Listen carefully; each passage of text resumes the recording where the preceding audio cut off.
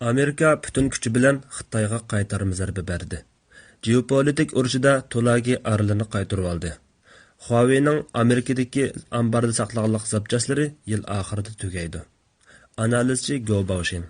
Tarjiman Uyg'ur Pidai tarjimonlar guruhidan Arafat.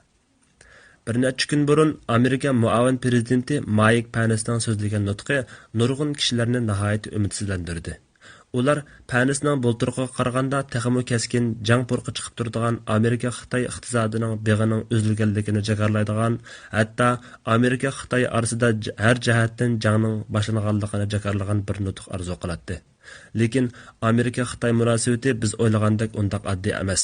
Ikki davlat savdo aloqasini uzib, jangni boshlash uchun intayin murakkab qadamlarni bosib, kritik bir nuqtaga kelgandilar, andin jang e'lon qiladi.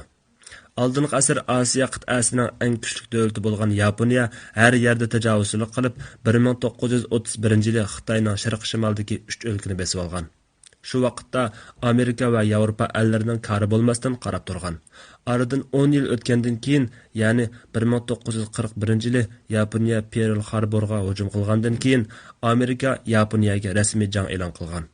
Hozirgi Xitoymi shunga o'xshaydi. Xitoy hozir ichida fuqarolarini besib, sirtqi bo'lsa yeyilmichilik siyosatini yurgizyotidi. Xitoyning bu rezilligini dunyo tunib yetdi. Lekin haqiqiy jang e'lon qilish uchun yana ozroq vaqt ketadi. Cho'ng davlatlar bir-biri bilan yaqin hamkorlik o'rnatayotgandek ko'rinib oldi. Amaliyotda Astriddan bir-biri bilan tepishib turdi. Xuddi Trump Xi Jinping mening yaqin do'stim deb qo'yib, o'rtasidagi talash-tartish jangi jidal tugamagandek, yaqinqi bir necha kun ichida yuz bergan ishlar shuni isbotlaydi-ki, Amerika hech yumshoq qo'lliq qilmasdan o'nimli holda Xitoyning strategiyasiga zarba berib kelmoqda.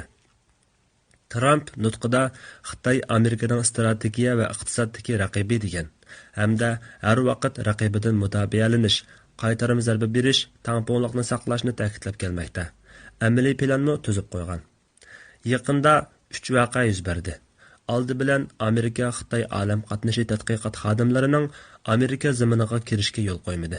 Sababi bo'lsa, Amerika o'zining olam qatnashi texnikasining Xitoy vakillari tomonidan o'g'irlanishining oldini olish, patent huquqini qo'g'dash, davlat bexatarligini qo'g'dash uchun ularga viza berishni rad qilgan. Andan bo'lsa, Solomon orollari Tinch okeandagi intayin dangliq va muhim bo'lgan Tulagi orolini Xitoyga 70 yil ijaraga berish kelishimini bekor qilganligi bo'ldi. Bu xabar Amerika davlat mudofaa ministrini intayin xushal qildi. Bu Amerikaning geopolitik strategiyada qo'lga keltirgan g'alabasidan biri. Oxirgi voqelik bo'lsa, Washington Pochta gazetida deyilishicha, Amerikaning Huawei'ga yurgizgan jazosi sababli Huawei'ning Amerikadagi iskratlarida saqlangan zapchaslari yil oxirigacha tugaydi ekan. Bu Huawei'ga ig'ir oqibat olib keladi. Oldi bilan Solomon orollarida yuz bergan ishlarga nazar solsak, hammamizning xabar bo'lgandek 9-oyning 21-kuni Solomon Tayvan bilan diplomatik munosabatni uzib, Xitoy bilan diplomatik munosabat o'rnatgan. 9-oyning 22-kuni Xitoyning Sintian shirkati Solomonning Tulagi orolini 70 yillik ijaraga olish, orolni echish, orolga neft gaz porti qurish va eng muhim bo'lgani harbiy baza qurish kelishimi tuzgan. Xitoyning bu harakati intayin qo'rqinchli. Chunki Solomon orollarining strategik o'rni bak muhim. Avstraliya va Yangi Zelandiyaga intayin yaqin. Amerikaga ham bak yiroq emas. Solomon orollari Amerikaning Xitoyni qapsab qo'yishdagi 1-2 orol zanjirining sirtida bo'lib, Solomon orollari Amerikaning Xitoyni qapsab qo'yishdagi 1-2 orol zanjirining sirtida bo'lib, Tinch okeanining yadroliq rayoni hisoblanadi. Bu orolni 2-dunyo urushida Yaponiya besib olgan bo'lib, Avstraliya va Amerikaga zarba berishda cho'ng rol o'ynagan. Xitoyning Solomonni yeniga tortishdagi maqsad intayin aniq. U bo'lsa Tulagi oroliga harbiy baza qurish. Bu orol faqat 2 kvadrat kilometr cho'nglikdagi 1000 kishi yashaydigan suyi cho'nqur orol. Aviamatga qatorliq ig'ir tipdagi harbiy paraxodlarni bu orolda to'xtatqil bo'ladi. Ayni vaqtda Yaponiyami bu orolga harbiy port qurgan bo'lib, harbiy jihatdan aytganda o'rni intayin muhim. Xitoy 70 yil ijaraga olish orqali bu orolga harbiy baza qurib, Avstraliya, Yangi Zelandiya va Amerikaga tahdid olib kelmoqchi. Bu intayin rezil bir plan.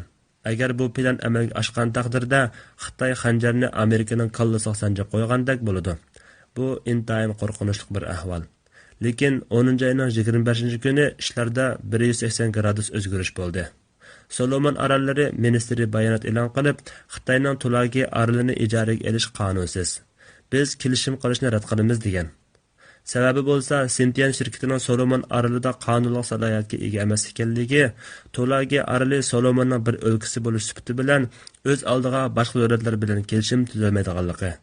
Solomon boshqa davlatlar bilan tuzilgan har qanday kelishimga Adliya ministrining imzosi qo'yilmoqcha kuchga ega bo'lmaydigan bo'lib, bu kelishimga Adliya ministrining imzosi etilmagan. Demak, bu kelishim kuchga ega emas. Bu xabar Amerika, Avstraliya va Yangi Zelandiyani intayin xushal qildi. Chunki Xitoyning bu 3 davlatning yuragiga sanjiydigan shamshiri so'ndirildi. Amerika davlat mudofaa ministri mo Solomon Adliya ministrining bu xatarni oldin bayqab, kelishimni bekor qilganidan intayin mamnun bo'lganligini jakarladi. Bu orolning muhimligi 2-dunyo urushida oshkora bo'lgan. 1941-yili Pearl porti jangi portlagandan keyin Yaponiya armiyasi har yerda orollarni ishg'ol qilishni boshlagan. Solomon orollarini ishg'ol qilib olgan hamda qurollantirgan. Tulagi oroliga ig'ir tipdagi urush paraxotlarini to'xtatgan. 1943-yili Amerika, Avstraliya askarlari Solomon orollarida yarim yil qonliq jang qilib, 1001 japada Tulagi orolini tortib olgan. Bu tortib olish jangning burilish nuqtasi bo'lib qolgan. Shuningdan keyin Amerika qadam-qadam Yaponiyani mag'lub qilib, Yaponiyani Yapon quruqligigacha chekinishga majbur qilgan. Yaponiya Amerika urushidami Tulagi oroli hal qilg'uchi rol o'ynagan. Solomonning Tulagi orolini Xitoyga ijaraga berishini rad qilishi Amerika Xitoy savdo urushining burilish nuqtasi desakmi bo'ladi. Agar Xitoy bu orolni ijaraga olib olgan bo'lsa, Tinch okeanda strategiyalik ustunlikni egallab olgan bo'lardi. Amerikaga zo'r tahdid olib keladi. Bunun bilan Amerika diplomatiya yo'llar orqali eng cho'ng tirishchilik ko'rsatib, Solomon orollarini gapga keltirdi. Solomon Tayvan bilan diplomatik munosabatni uzgan bilan Amerika bilan diplomatik munosabati bor. Bu Amerikaning geopolitik siyosatidagi qo'lga keltirgan g'alabasidan biri. Shunga biz Amerika siyosatchilarining deganlariga baq quloq solib ketmay, qilayotgan amaliy ishiga qarayli. Bu qatim Amerika ishni intayin yaxshi qildi. Yana bir vaqalik bo'lsa, 10 ayning 25 kuni Washingtonda ochilgan dunyo olam qatnashi yig'ini bo'ldi. Bu yig'inga nurg'unlagan cho'ng davlatlar qatnashdi. Lekin olam qatnashi texnikasi dunyoning oldini qatorida turadigan Xitoydan birmi odam bu yig'inga qatnashtirilmadi. Sababi Amerika konsuli Xitoyni texnik o'g'irlash, patent huquqiga hurmatsizlik qilish jinoyati bilan ayblab, viza berishni rad qilgan. Bu voqeadan Amerikaliklarning qattiq qo'l deganini qiladigan xarakterini ko'rib olg'ili bo'ladi. Viza bermaslikda Amerika mu haqliq. Chunki Xitoy bu turdagi yig'inlarga qatnashish orqali material o'g'irlaydi. Boshqa davlatdan kelgan vakillar bilan tanishib, ularni chiriklashtirib, yeniga tortish orqali ulardan texnik axborot o'g'irlaydi. Xitoyning olam boshliqi texnikasining Amerikaga bo'lgan tahdidimi bakchong. Amerika mu buningga qarshi olam boshliqi armiyasi qurib chiqdi. Trump biz olam boshliqi texnikasining liderlik o'rnimizni saqlab qolishimiz kerak dedi. Agar bu qatam Amerika Xitoy vakillarini yig'inga qatnashtirgan bo'lsa, bu xuddi bo'rini uyga boshlab kirgandek ish bo'ladi.